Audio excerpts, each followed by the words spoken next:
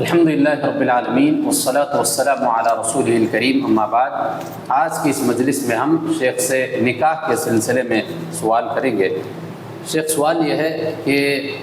مسجد میں نکاح کرنے کے سلسلے میں کافی اختلاف دیکھنے کو مل رہا ہے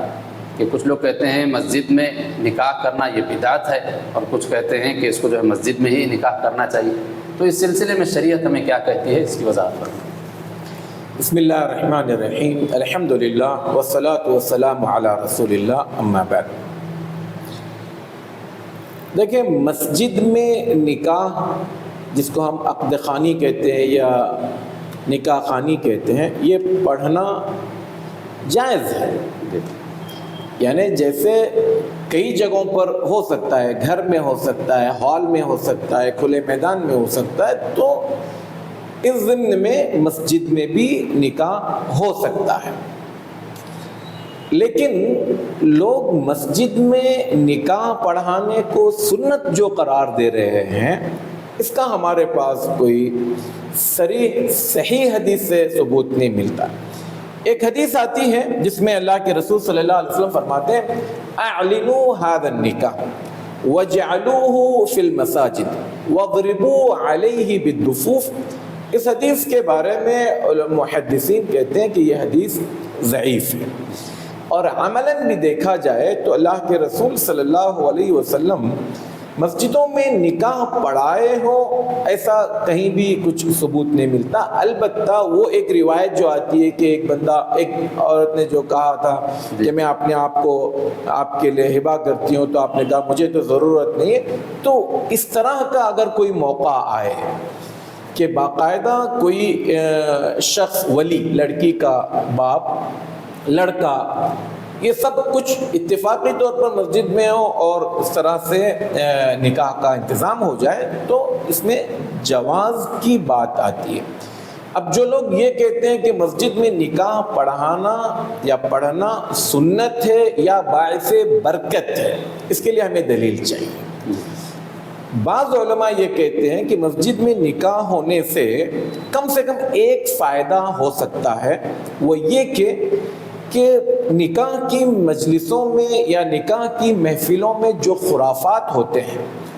مسجد کے احترام میں وہ خرافات کم از کم نہیں ہوں گے۔ لیکن بعض علماء یہ کہتے ہیں کہ اگر مسجد میں نکاح ہونے کی صورت میں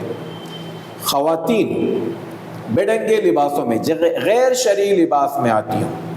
یا ایسی مجلس میں وہ خواتین بھی آتی ہیں جو ماہواری کی حالت میں ہیں، صرف نکاح اٹینڈ کرنے کے لیے،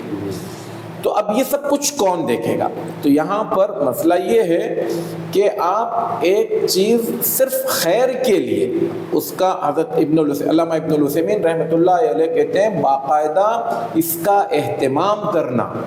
یا اس کا اعلان کرنا یا اس کو سنت سمجھنا یا مسجد میں باعث برکت سمجھنا، اس کی اصل کہیں نہیں ہے۔ اتفاقاً اگر ہو جائے تو یہ ٹھیک ہے۔ اب جو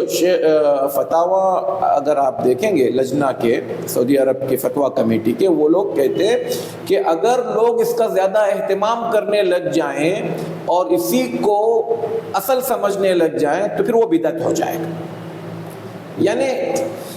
ایک رواج ہی اس کو دے دیا جائے تو یہ بدعت ہو جائے گا، ورنہ یہ پہلے منٹ میں ہم اس کو بدعت نہیں کہیں گے، ہم یہی کہیں گے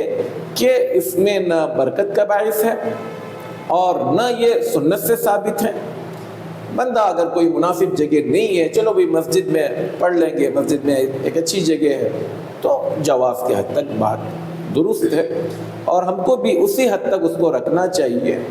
باقی نکاح جہاں بھی ہو سنت کے مطابق ہوگا تو اس میں برکت ہوگی، سنت کے خلاف ہوگا اس میں واہیات قسم کی چیزیں ہوگی، اس میں منکرات ہوں گے، تو ظاہر سی بات ہے نہ اس نکاح میں برکت ہوگی نہ اس شادی میں برکت ہوگی۔ اللہ تعالی ہمیں سنت کے مطابق اس طرح کے تمام کام انجام دینے کی توفیق عطا فرمائے، آمین۔ اللہ اعلم بالصواب۔ تو اس کا مطلب یہ ہوا کہ مساجد میں نکاح کیے جا سکتے ہیں، لیکن اس کو یہ نہیں سمجھنا چاہیے کہ مساجد میں ہی نکاح کرے تو اس میں برکت ہے یا پھر یہ اس کی کوئی فضیلت ہے، اس طرح کی بات آپ نہیں کر سکتے، ورنہ پھر شادی ہال میں یا مساجد میں کہیں بلکہ اگر اس شادی میں جیسے کہ میں نے کہا مان لیجئے بچے بہت زیادہ تعداد میں آ کر مسجد میں شرارت مستی کر رہے ہیں، یا خواتین جو ہے بن ٹھن کر بغیر حجاب کے بغیر برقعوں کے اس طرح کی مسجدوں میں آ رہے ہیں، یا پھر نکاح ہے اس لیے اب مسجد میں عبادت کے لیے تو ماہواری کی حالت میں خواتین نہیں آتی، لیکن قریب ترین رشتہ دار مسجد میں ماہواری کی حالت میں خواتین آ رہی ہوں، تو پھر یہاں پر مسجد کی حرمتیں پامال ہو رہی ہیں، تو یہاں پر روکا جائے گا۔ جی، جزاک اللہ خیر، بارک اللہ فیکم، السلام علیکم ورحمۃ اللہ وبرکاتہ۔